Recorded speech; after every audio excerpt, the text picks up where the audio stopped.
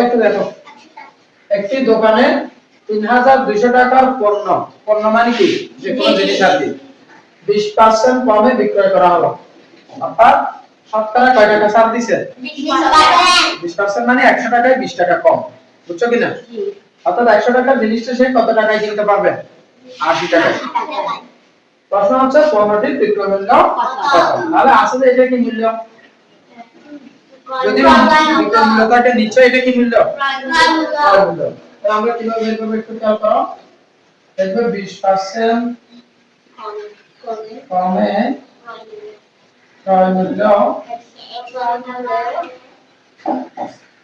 100 টাকা হলে বিক্রয় মূল্য কত?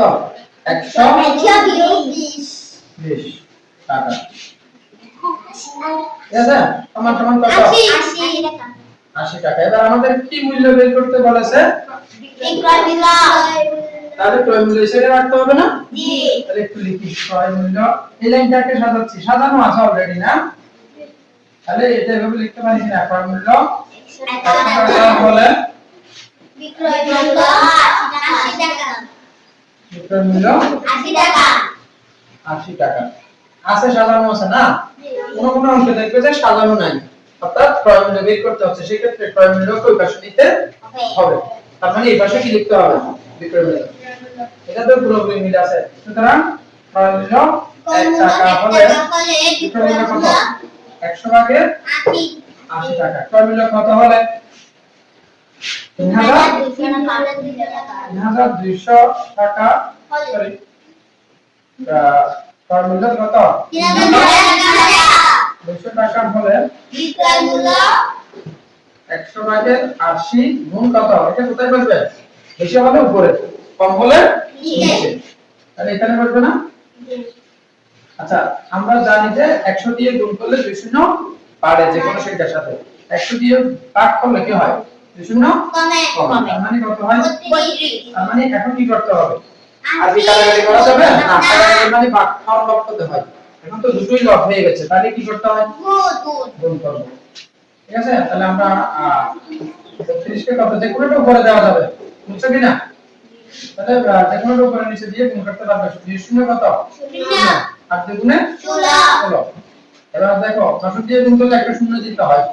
0 শূন্য 0 3 8 24 যোগ করে এবার 0 6 5 2। বুঝছো কি না?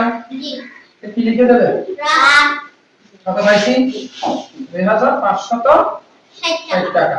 তার মানে কি বুঝছো?